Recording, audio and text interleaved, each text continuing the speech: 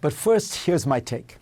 Steve Witkoff, President Trump's special envoy to the Middle East, now also the de facto broker of the Russia-Ukraine peace process, recently gave an interview that recited many of the Russian government's talking points, plus a gushing account of Vladimir Putin's sterling qualities. Instead of doing a point-by-point rebuttal, I thought it would be worthwhile to provide a brief recap of the history of U.S.-Russia relations. When the Soviet Union collapsed in 1991, the United States, far from humiliating Moscow and isolating it, did the opposite. It tried to integrate the newly democratic state into the highest councils of global power. It eventually expanded the G7 into the G8 to let Russia in, even though Russia was by no stretch an advanced industrial country. International lending assistance to Moscow between 1989 and 1998 totaled about $66 billion by one U.S. government estimate. By comparison, total U.S. aid to Israel in those days was around $3 billion a year. The collapse of the USSR created a security vacuum in Eastern Europe. The countries of the region, long dominated, some even occupied by Russia, were insecure and deeply suspicious of Moscow. America put some of them on a path to NATO membership, but worked hard to address Russia's concerns and created a new organization, the Partnership for Peace, which was designed as an association between NATO, Russia, and other Eastern Bloc countries. It planned joint military exercises and other such activities to build confidence between Russia and the West. Perhaps most significantly, the U.S. did not put pressure or sanctions on Russia as it waged a brutal war in Chechnya, a Muslim republic conquered in the 19th century and desperate to break away.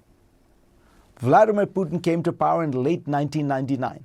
A brutal terrorist attack in Moscow, which was blamed on Chechen separatists, gave the faceless bureaucrat national support and allowed him to wage the savage Second Chechen War, which killed up to tens of thousands of civilians and leveled its capital, Grozny, to the ground. Many believe that Russian intelligence was actually behind the terror attacks. Since then, Putin is believed by many experts to have been behind the assassinations of most of his prominent opponents, from the journalist Anna Politkovskaya to political leaders like Boris Nemtsov and Alexei Navalny.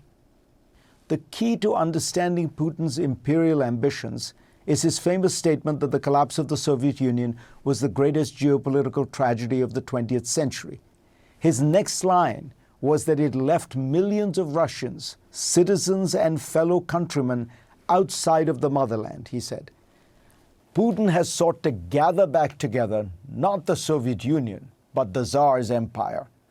That is why he seeks to dominate not just Ukraine, but also Belarus and the various states of Central Asia. That is why he has waged war on Georgia and threatens Moldova. That is why he has complained about the status of Russian speakers in the Baltic republics. And central to his new Russian empire is Ukraine, which he has often argued is a fake country created by the Bolsheviks. In fact, more than 90% of Ukrainians voted to become independent in 1991, with large majorities voting for independence even in the areas now occupied by Russia. In his decades in power, Putin has sought to expand Russia's sphere of influence in Belarus, Kazakhstan, Azerbaijan, Georgia, and of course in Ukraine, where Russia interfered massively, once poisoning a presidential frontrunner and eventually getting a pro-Russian president elected. By 2008, Putin realized Georgia was moving closer to the West, with George Bush even urging NATO to welcome its aspirations to join, though NATO gave no concrete timetable or support.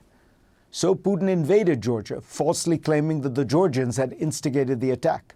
Russia encouraged two of its provinces to declare themselves independent countries. In 2014 in Ukraine, Putin was alarmed to see that even under his hand-picked pro-Russian president, the country was close to concluding an association agreement with the European Union.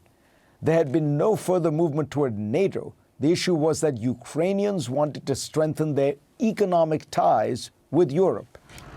That led Putin to invade Ukraine, ignoring his own country's guarantee of Ukrainian sovereignty and borders provided in 1994 when Ukraine agreed to let its nuclear arsenal be destroyed, then the world's third largest. By the start of Joe Biden's presidency, Ukraine was no closer to NATO membership. In fact, in Ukrainian President Volodymyr Zelensky's first meeting with President Biden, Biden largely rebuffed him on the issue. A few months later, Russia launched a full-scale invasion of Ukraine designed to conquer the country and take its capital, Kyiv. The Soviet Union was the world's last great multinational empire. And under Putin, Russia has been trying for a decade to rebuild that empire against the desires of the people of Ukraine and Georgia and Belarus and others. Putin is on the wrong side of history, freedom, and human aspirations. The tragedy is that now the United States seems to have joined his side. Go to cnn.com/Fareed for a link to my Washington Post column this week.